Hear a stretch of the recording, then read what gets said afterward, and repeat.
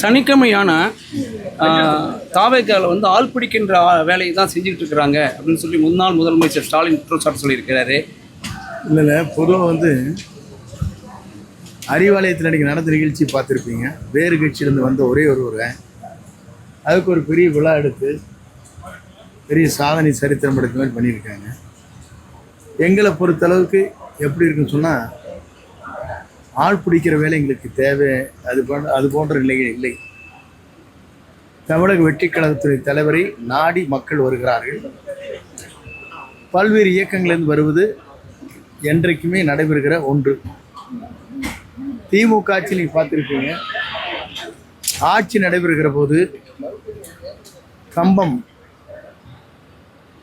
உடைய முன்னாள் சட்டமன்ற உறுப்பினர் ராமகிருஷ்ணன், அனிதா ராதாகிருஷ்ணன் என்ன போய் சேரலையா?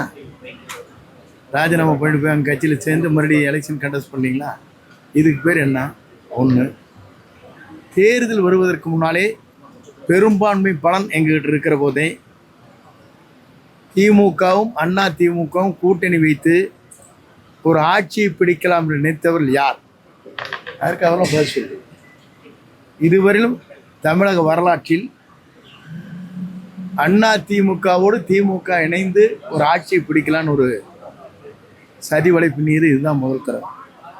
அதை முறியடித்த பெருமை தமிழக வெற்றிக் கழகத்துறை தலைவராக இருக்கிற நம்முடைய இன்றைய முதல்வரை என்றைக்கும் முதலமைச்சராக அரியணை அமரக்கூடிய தளபதி ஒருவரால் தான் முடிந்திருக்கிறது, தவிர யாராலும்.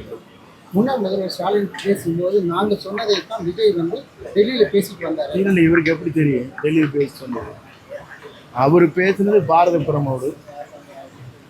பிரமோடு கடிதங்கள் தந்திருக்கிறார். தமிழ்நாட்டுக்கு என்ன தேவையோ அதை வாங்கியிருக்கிறார். ஒன்றிய இடத்தில் கேட்க விரும்புகிறேன், அவர் அதுக்கு பதில் சொல்றார்.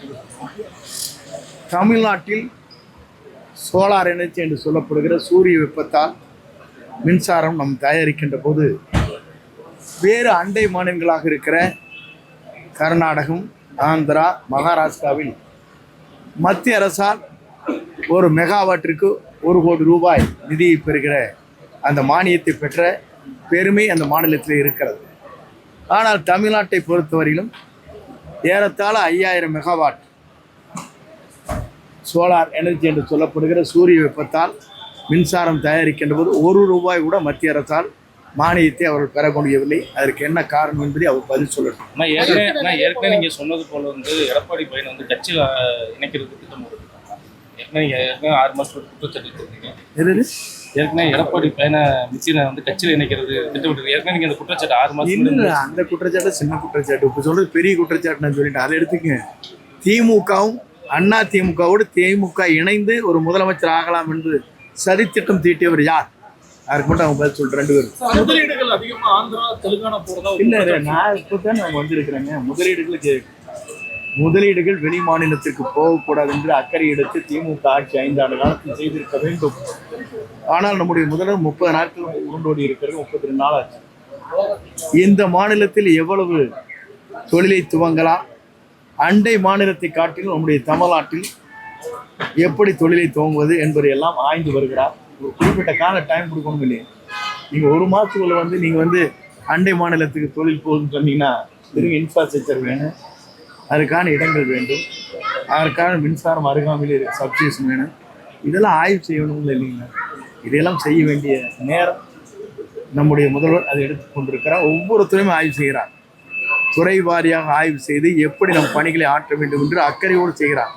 அறிக்கை விடுற முதலமைச்சர் இருங்க, செயல்படுத்துகிற முதலமைச்சர், தன்னுடைய செயலால் மக்களை ஈர்க்கக்கூடிய முதலமைச்சர், மக்கள் பாராட்டதை பெறக்கூடிய முதலமைச்சர். ஆகவேதான் செயல் வடிவத்தில் இருக்கிறார். என்ன சொன்னீங்க? வருவாய்த்துறையோட அப்டேட் இல்லைங்க சார். நிறைய எம்ப்ளாயிஸ் ரிட்டையர்ட் ஆகிட்டு போயிட்டு வந்துட்டு இருக்காங்க. இல்லை, வருவாய்த்துறையை பொறுத்தவரையிலும் தேவையான பணிகளை உருவாக்குவதற்கு நடவடிக்கை நாங்கள் மேற்கொண்டு வருகிறோம். எந்தெந்த பணி காலி இடங்கள் இருக்கிறதோ அதை நிரப்புவோம். வருவாய்த்துறையில் பல்வேறு மாற்றங்களை 3 மாத காலத்தில் நீங்கள் பார்க்க போகிறீர்கள்.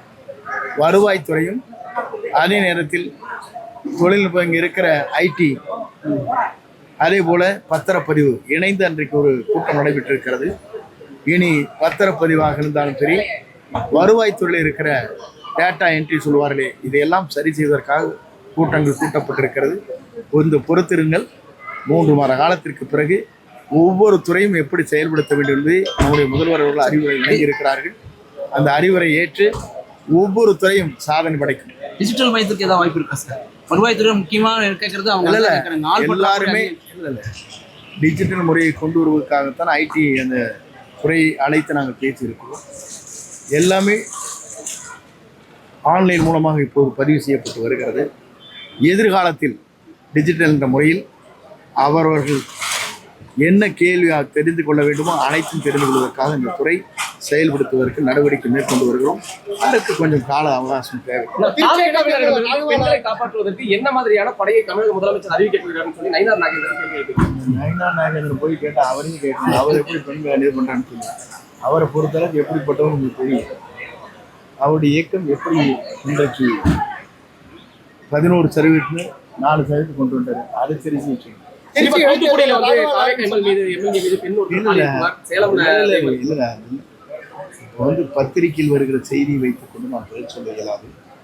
குற்றச்சாட்டுகள் யார் மீது நிரூபிக்கப்பட்டாலும் தலைவர் அதற்குரிய நடவடிக்கை மேற்கொள்ளும். தீர்ந்து போன கட்சியில இருந்து நிர்வாகிகளை எந்த அளவுக்கு காய்ந்து போயிருக்கும் சொல்லி மு க ஸ்டாலின் ஒரு தீர்ந்து போன கட்சி யாரு? அவரே சொல்லிக்கிறாரு. எந்த கட்சி தீர்ந்து போட்டுக்கிறீங்க? நான் ஒரே ஒரு கேள்வி அவருக்கு, ஸ்டாலின் அதிகம் பேசக்கூடாது. மக்களால் நிராகரிக்கப்பட்டிருக்க ஒரு முதலமைச்சர் அவர் இந்த மாதிரி கருத்து சொல்றது காட்டில அமைதியாக இருந்து தன் கட்சியை வளர்த்துற வழி பார்க்கலாம், மக்களிடத்தில் செல்வாக்கு பெறுவதற்கு வழிவகுக்கலாம். ஒரு இயக்கத்தினுடைய தலைமையே சுக்குநீராக உடைக்கப்பட்டிருக்கிறது. இளைய சமுதாயத்தில் இருக்கின்றவர் நம்முடைய தமிழக வெற்றி கழகத்துடைய தலைவர் தான் தமிழ்நாட்டை ஆள வேண்டும் என்றுதான் முடிவு செய்து அந்த முடிவுகளை மேற்கொண்டிருக்கிறார்கள்.